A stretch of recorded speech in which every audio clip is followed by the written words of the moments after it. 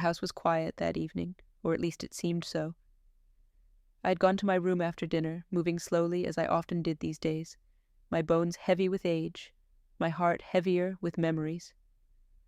But something stopped me in the hallway, something that made me freeze with my hand still on the wooden railing of the stairs. It was the sound of voices, low, urgent, the kind of voices people use when they don't want to be heard. They came from behind the closed door of the dining room. At first, I thought it was just the usual chatter, the everyday worries of bills and schedules. But then the words became clearer. "She doesn't need to know," one of them whispered sharply. "We'll resolve it without her." A cold laugh followed, one that sent a chill through my entire body. Another voice joined in, firmer, colder still. "She's too old to make decisions. We'll handle everything from now on."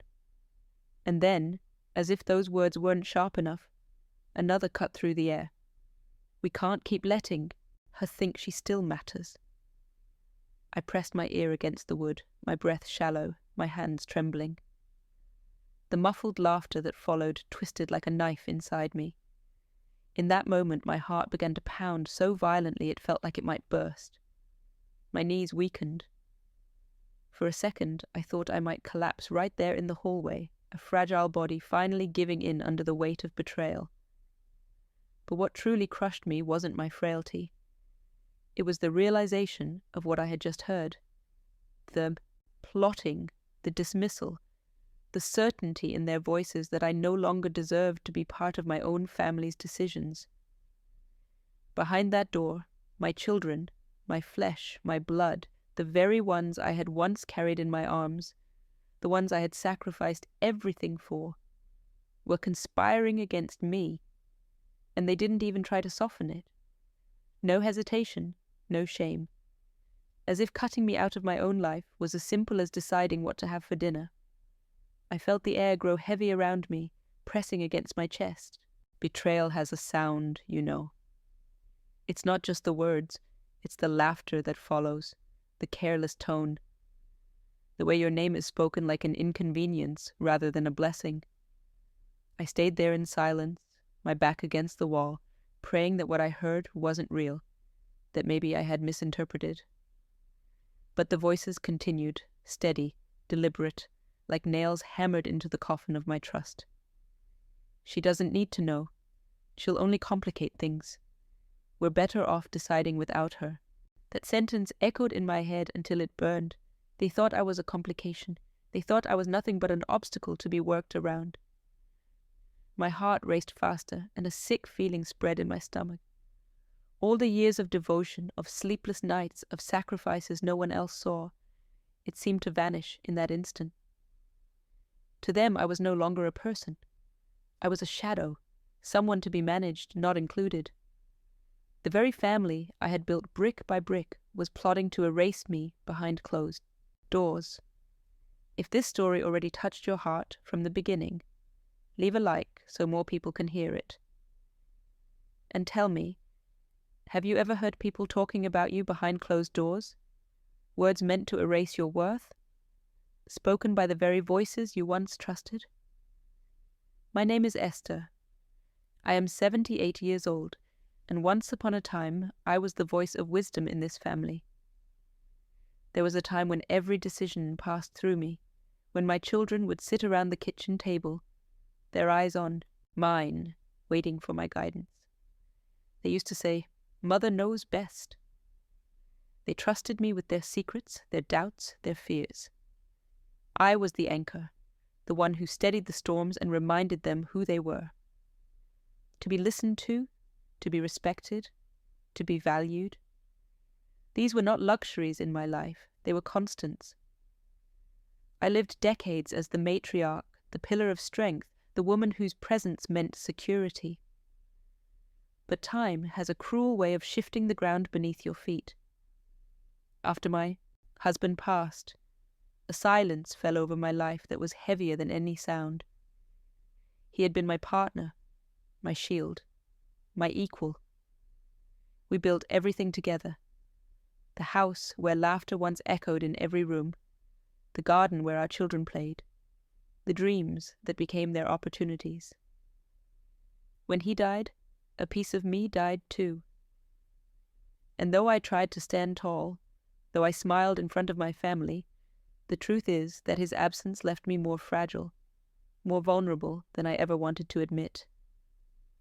I thought my children would step closer to fill that void, but instead they began to drift. At first it was subtle. A missed call here, a decision made without me there. They would say, "Don't worry, Mom, we've got it covered," as if sparing me was an act of kindness. But soon I began to notice the shift was not about protecting me, it was about erasing me. I went from being the woman everyone sought advice from to the woman no one consulted at all. There was a time when I would spend hours in the kitchen preparing meals with the kind of love only a mother knows. They used to thank me, to praise my food, to linger at the table just to hear me tell stories of when they were little. But now, my dishes went untouched, my stories cut short, their eyes drifting to their phones or to one another as if my words had lost all weight. The woman who had built their lives was now just background noise. I still remember the day I truly felt the shift. It was during a family gathering, the first Christmas after my husband's passing. I tried to hold everything together, to decorate the house, to cook his favorite dishes, so that the children would feel he was still with us in some way. I thought it would bring comfort. But as I placed the meal on the table, I overheard my eldest whisper to his wife, "Why does she still try so hard? She doesn't need to do this anymore." It wasn't meant for me, but I heard it. And those words didn't just sting, they shattered something inside me. Because behind them was a truth they didn't even bother to hide. They no longer saw me as essential. The more I tried to hold on to the respect I once had, the more it slipped from my fingers. Decisions about the house, about family finances, about gatherings, they were all made without me. I wasn't even told, just informed afterward, as if I were a tenant instead of the matriarch who had built this family brick by brick. The ones who used to come to me for wisdom now locked doors to speak in secret, forgetting, or perhaps not caring, that I could still hear, still feel, still bleed. It is a strange thing to be alive and yet treated as though you are already gone. To walk through the halls of your own home and feel like a ghost, haunting the memories of what once was. Once I was Esther, the woman who guided, who led, who inspired. Now I was Esther, the burden they shuffled aside, the name they spoke only when convenient. And yet, deep inside, a fire still burned. Even as they plotted behind closed doors, even as their laughter cut me down, I knew I was still the woman who had raised them, who had sacrificed for them, who had given them everything. They might treat me as though I no longer mattered, but I knew the truth. They were who they were because of me, and no whispered scheme could erase that. Tell me in the comments where you are watching from. I want to see how far this story travels. As days turned into weeks, the shift in my own home became undeniable. It wasn't just the dismissive glances anymore, nor the way my words floated into the air without landing anywhere. No, it grew darker, heavier, more deliberate. The laughter I once loved to hear in my home was replaced with hushed whispers, doors closing just as I entered the room, conversations that halted mid-sentence when I appeared. The house I had built with my hands and my sacrifices had become a theater of secrets, and I was no longer part of the cast. I was the outsider, listening from the shadows. At first, I tried to convince myself it was nothing, that the quick shuffles, the whispered tones, the knowing looks exchanged across the table were just my imagination. But reality has a way of showing itself when you least want to see it. One afternoon, as I passed by the study, the door was slightly ajar. My son's voice carried through, low and sharp. "We need to make a decision. We can't keep her here forever." My heart stopped, as if someone had reached into my chest and gripped it tight. Another voice, colder, followed. My daughter-in-law's. "This house is wasted like this. Do you realize what we could do if we sold it? It's time we think about our own lives." And then came the words that made my knees tremble. "She doesn't need to know. We'll arrange it quietly." I pressed myself against the wall, the wood cool against my back, as though it could steady me. The betrayal was not in a single phrase, but in the certainty in their tone. They weren't speculating. They were planning. Planning my erasure. Planning my removal from the very place where I had once been the center. It didn't stop there. I began to notice the small, deliberate gestures that confirmed my fears. Keys turning in locks when I approached doors. Sudden silence when I entered the room. Glances exchanged over my head, as though I weren't even present. The home that had once been filled with warmth now pulsed with an undercurrent of exclusion. I was alive, breathing, standing there among them, and yet I was treated as though I were already gone. There were even darker conversations, ones I wasn't meant to hear but did. "We could find her a place," one of them suggested, their voice casual, almost bored.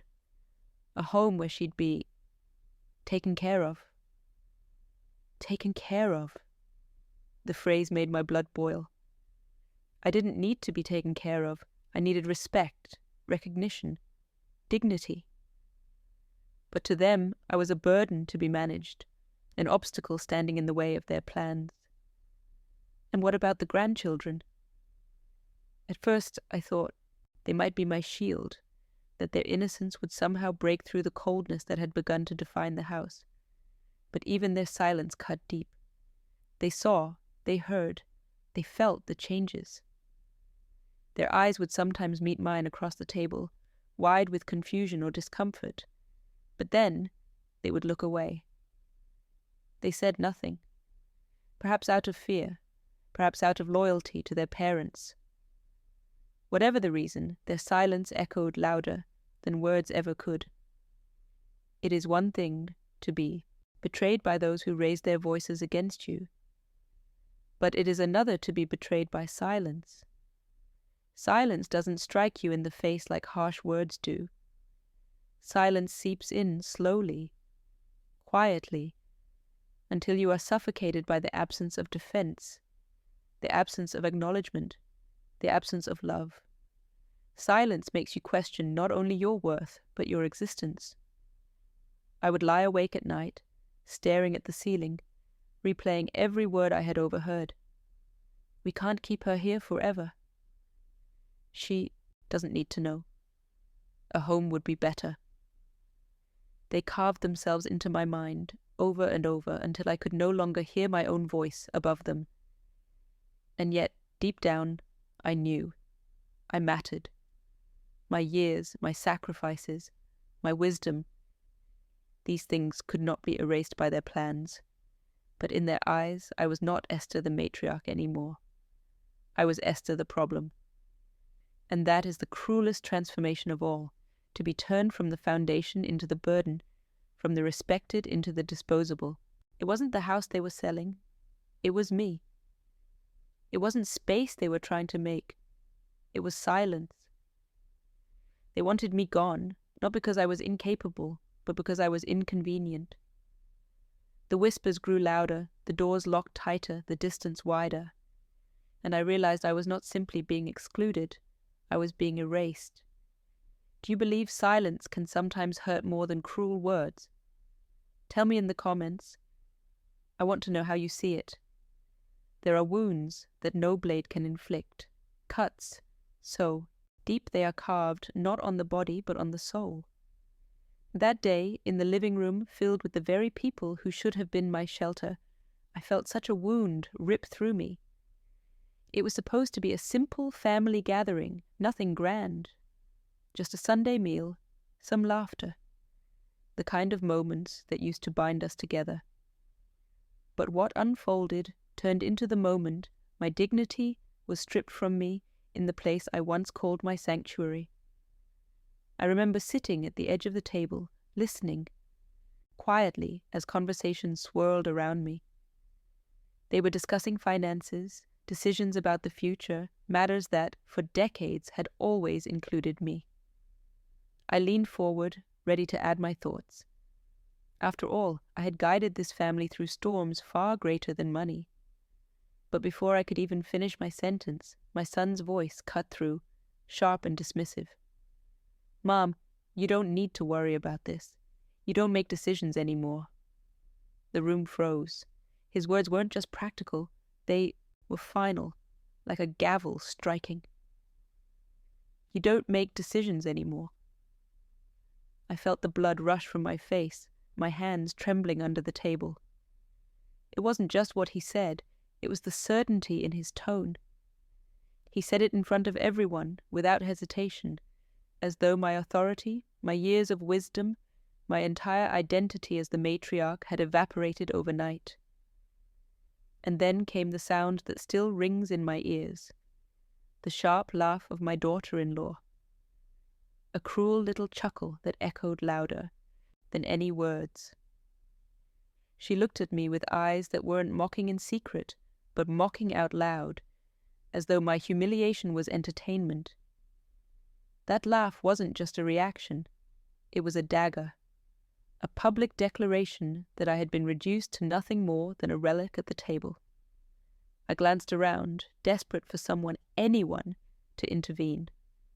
But what I found was silence. My other children looked away, uncomfortable but unmoved. My grandchildren lowered their eyes to their plates, unwilling to challenge their parents. In that silence, my son's words grew heavier, my daughter-in-law's laughter grew sharper, and I realized I was alone in the very room I had filled with life. In that moment, I felt myself disappearing. My memories, my sacrifices, the nights I stayed awake when they were sick, the endless hours of labor to put food on this table. It all seemed to vanish in the eyes of those who now treated me as though I had no voice, no purpose, no meaning. I was no longer Esther, the matriarch. I was Esther, the burden. What struck me hardest was the memory of who I had been. I once commanded respect, not because I demanded it, but because I had earned it. Every wrinkle on my face told a story of endurance, every scar on my hands a testament of work, every grey strand of hair a symbol of battles fought and survived. And yet, in that single moment, with that single sentence and that single cruel laugh, all of it was dismissed as worthless. The humiliation wasn't private. It wasn't whispered behind doors. It was delivered to me in front of my family, out in the open, as if to set an example. See, this is what happens when you grow old. You lose your place. You lose your right to be heard. I looked down at my plate, unable to meet their eyes, because the weight of being erased was too much. I felt myself sinking into the chair, smaller and smaller, until I was nothing but a shadow. My voice, once strong enough to guide, now silenced by the very ones it had nurtured. That day, I learned what it means to be erased not by death but by dismissal, to be humiliated not by strangers but by the very people who should have protected me. The humiliation didn't end when the meal was over. It followed me into my room, into my dreams, into the hollow of my chest where dignity once lived. And yet, as painful as it was, a small flame still flickered inside me. A whisper that said, "I'm still here. I still matter." Their laughter could try to erase me. Their silence could try to bury me, but my truth was not gone. If you believe no one deserves to be humiliated by their own family, subscribe now for more stories like this. And tell me in the comments, have you ever been made to feel invisible in the very place you built with your own hands? After the humiliation at the table, I felt like my voice had been permanently stolen. Days passed where I barely spoke, not because I had nothing to say, but because I knew no one would listen. The walls of the house I once ruled as matriarch seemed to close in tighter with every whisper behind doors, every dismissive glance, every door shut before I could enter. I walked like a shadow through the halls, present yet unseen, alive yet already erased. But sometimes The smallest sparks come from the places we least expect, and they remind us that even when the world turns its back, someone still sees us. It began quietly, almost imperceptibly. My youngest grandson, barely 16, started lingering in the kitchen when the others had left. One evening, after yet another family discussion where I had been shut out, I returned to my room to find a small plate of food left at my door. It wasn't much, just a slice of bread, some fruit, but it carried more weight than any banquet I had ever been served. It was a message. I see you. You still matter. Soon after, he began knocking softly on my door when the house had gone quiet. "Grandma, are you okay?" he would whisper, his eyes wide, uncertain if he was allowed to even ask. The first time he asked, I nearly broke down. No one else had thought to ask if I was okay. Not my son. Not my daughter-in-law.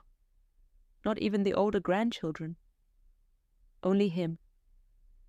His question cracked something open inside me, something I thought had been sealed shut forever. He started spending more time with me in secret. He would bring a small piece of dessert from the table, slipping it onto my plate when no one was looking. He'd sit at the foot of my bed, asking me to tell him stories from when I was young, stories I thought no one cared about anymore. And as I spoke, his eyes stayed fixed on me, not with pity, but with admiration. Every word I shared he absorbed as if it mattered. And for the first time in a long time, I felt like it did. There were nights when I would cry softly, trying to hide it, and somehow he always knew. He would sit beside me, not saying much, sometimes just placing his hand over mine. That simple gesture was more powerful than any speech. It said, "You are not alone. I believe in you." Those moments became my lifeline.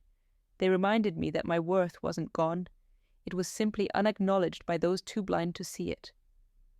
My grandson's quiet rebellion, his refusal to let me vanish, reignited something in me. A flicker of hope, a whisper of strength, a reminder that I was not invisible after all. He began to notice things too.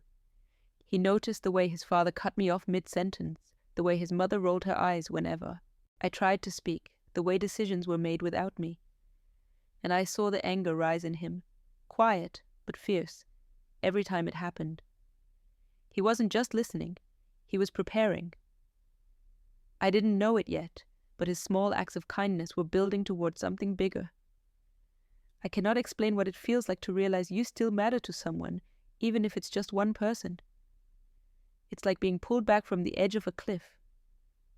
His small gestures gave me back pieces of myself that I thought had been lost forever. They reminded me that dignity is not always restored in grand declarations. Sometimes it's in the quiet loyalty of someone who refuses to let you disappear. The house still echoed with whispers behind doors. The laughter that mocked me still cut deep. The silence of the others still weighed heavy. But now I knew there was at least one voice, one heart, that refused to join the conspiracy of erasure. One grandson who saw me not as a burden, but as the woman who still had worth, wisdom, and love to give. And that knowledge, that small flame of recognition, began to grow inside me. I didn't know how or when, but I began to believe that my story wasn't over. That there would come a moment when my voice, silenced for too long, would be heard again, through him. Have you ever been defended by someone when you thought no one cared? Tell me in the comments. I want to know your story. There are moments in life when silence becomes heavier than stone, when the weight of injustice can no longer be carried quietly. For weeks, my grandson had been the only light in my darkness, the only one who saw me, who reminded me I still mattered. But even I didn't realize the strength he was gathering in those quiet acts, the fire he was stoking behind his calm eyes. Until one night, that fire burst into flame, and for the first time in years, my voice was heard again, through him. It happened in the living room where the family had gathered to discuss what they thought were practical matters. I was there, sitting quietly in the corner, as I often did, listening but not speaking, erased but still present. My son was pacing, his wife leaning on the armrest of the sofa, their voices low but firm. "We need to make decisions," my son said, not even glancing at me. "The house can't stay like this. It's time to move forward." His wife nodded, adding with that cold tone that still haunts me, "And she doesn't need to know everything. It's better if we handle it ourselves." I sat there, my hands folded tightly in my lap, my heart pounding so loudly I was sure they could hear it. But they didn't care. To them my silence was proof of weakness. To them my silence was consent. They didn't know that behind their closed doors I had heard it all. That every whispered plan, every cruel word had carved itself into me. And then, before I could summon the strength to speak, my grandson's voice cut through the room like a blade. Strong, clear, unshakable. "Stop!" The room froze. My son turned, shocked, his brow furrowing. "What did you say?" My grandson stepped forward, his fists clenched at his sides. His voice didn't tremble. "You can't plan against her like this. She hears you, she matters, and I won't stay silent anymore." For a moment I thought I had imagined it, that the words I had longed to hear for so long were just echoes of my own hope. But no, it was real. He stood there, tall and unwavering, his eyes blazing with a courage I hadn't seen in years. My son stammered, "This doesn't concern you." But my grandson shook his head. "It concerns me because she's my grandmother. Because she's the reason we even have this house, this family, this life. And you treat her like she's nothing. But she's not nothing. She's everything." The room shifted. The air grew thick with tension. My daughter-in-law scoffed, but my grandson didn't flinch. He reached into his pocket and pulled out his phone. "Do you want to know what she hears? Recorded it." He pressed play, and suddenly their own voices filled the room. Their whispers about selling the house, about sending me away, about making decisions behind my back. The very proof they thought would stay hidden was now laid bare for all to hear. My son's face drained of color. My daughter-in-law's smirk faded. The silence that followed wasn't the silence of dismissal anymore. It was the silence of guilt, of exposure, of truth. And in that silence, my grandson's voice rose again. "She's not invisible. She's not done, and she will not be erased. Not while I'm here." Tears filled my eyes, not from pain this time, but from something I thought I had lost forever. Validation. In his words, I heard my own voice returning. For the first time in so long, I was no longer a shadow.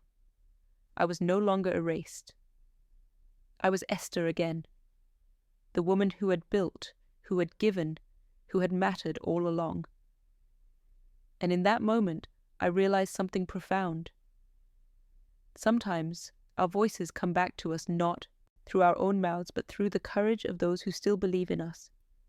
My grandson had become my voice, my defender, my shield. And with him, my dignity was reborn. If this moment of justice made your heart beat faster, click, like so this story can reach even more people. And tell me in the comments, have you ever seen someone so young speak a truth that even adults were afraid to say? That night changed everything for me. The house that once felt like a prison of silence became, for a brief moment, a stage of truth. My grandson's courage had broken the wall I thought would stand forever between me and my dignity. And as I sat in my room later, my heart still pounding with the memory of his words, I made a decision. A decision that didn't come from anger, but from clarity. I looked around at the photographs on my nightstand. My late husband, the children I had raised, the family I had poured my soul into. Every picture was a reminder of what I had built, but also of what had been twisted against me. I thought about all the sacrifices, The nights I went without sleep, the meals I skipped so they could eat, the years of work and worry, all so they could have the lives they now lived. And yet, behind closed doors, they plotted to erase me. To them, I was no longer a mother, no longer a voice, no longer a person to be included. I was a problem to be solved, a burden to be pushed aside. But my grandson, he was different. His fire reminded me of my husband's strength, of my own younger self when I fought against the odds. He didn't let their whispers pass. He didn't let their cruelty define me. He chose truth over comfort, loyalty over silence. In him, I saw something I thought had vanished from this family: honor. So I took out a small wooden box I had kept hidden for years. Inside were my most precious things: old letters, a gold ring, the deed to the house, and documents that represented the last of what I truly owned. My hands shook as I touched each paper, not because I doubted my choice, but because I finally felt a calm certainty. All that I had left, all that carried my name and my worth, would not go to those who conspired against me. It would go to the one who stood beside me when no one else dared. I imagined their faces when the day came and they discovered what I had done. Perhaps they would rage, perhaps they would regret. But it wouldn't matter anymore. Because my choice wasn't about punishing them, it was about honoring the one who reminded me that my voice, my story, my existence still mattered. As I folded the documents back into the box, I felt a strange peace settle over me. For the first time in years, I slept without tears on my pillow. The humiliation, the betrayal, the whispers, they hadn't vanished, but they no longer had power over me. My dignity had been restored, not by their acceptance, but by my decision to give my legacy to the one who deserved it. People say forgiveness is noble, and maybe one day I will find room in my heart to forgive. But forgiveness does not mean forgetting, and it does not mean rewarding cruelty. My love, my memory, my story, they will live on in the hands of the one who proved, with courage, that truth cannot be silenced. And now I ask you, listening to my story, if you were in my place, would you forgive those who plotted behind closed doors, or would you give everything, your trust, your legacy, your love, to the one who stood by your side when no one else would? If stories like this make you reflect on family and justice, subscribe now so you won't miss the next one. Behind closed doors they plotted, but truth has ears that never sleep. Life has a way of revealing truths in the most unexpected moments. For me, it wasn't in a grand declaration or a loud confrontation that I found my strength again. It was in the stillness, in the quiet decision I made after everything had been exposed. They thought the whispers behind closed doors would remain hidden forever, that their laughter and schemes could erase my worth. But truth, no matter how deeply buried, has a way of rising to the surface, and when it does, it cannot be silenced. I have come to believe that age does not make us less, it makes us more seasoned, more resilient, more able to see through the masks that others wear. They tried to convince me that my time had passed, that my place was to sit quietly and accept whatever decisions they made. But my years are not a weakness, they are my crown. Every wrinkle, every scar, every grey hair tells a story of battles survived, sacrifices made, love given without condition. And those who tried to erase me forgot one thing: I was never built to be silent. It is true that betrayal from strangers hurts, but betrayal from family cuts far deeper. And yet, it is within that same circle of family that redemption can also be found. My grandson reminded me of that. When he raised his voice against injustice, he wasn't only defending me, he was restoring something sacred that had been stolen from me.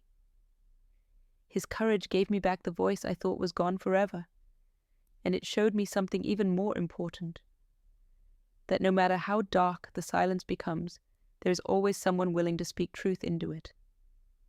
I know now that legacy is not about possessions or wealth. It is about who you choose to honor with the essence of your life. I chose to give what I had left, not to those who plotted against me, but to the one who reminded me of who I was. And that choice has brought me peace. Not the kind of peace that comes from ignoring the pain, but the peace that comes from standing firm in the truth of your own worth. If you are listening to my story right now, I want you to take something with you. Never let anyone make you feel invisible. Never let whispers behind doors convince you that you are forgotten. You have a voice, and even if the world refuses to hear it, your truth still matters. Sometimes it only takes one person, one act of courage, to bring it back to life. Faith has carried me through many storms, and it carried me through this one. I believe that everything hidden in darkness will eventually come to light. I believe that dignity, once trampled, can rise again. And I believe that even when family betrays us, there will always be someone, a friend, a grandchild, even a stranger, who reminds us that we still matter. That reminder is often the very hand of God reaching through the noise to say, I see you, I hear you, you are not forgotten. So let this story be more than just words you listen to tonight. Let it be a mirror. If you have ever been made to feel like your voice didn't matter, I want you to know, it does. If you have ever been betrayed behind closed doors, I want you to remember, truth will always find its way through.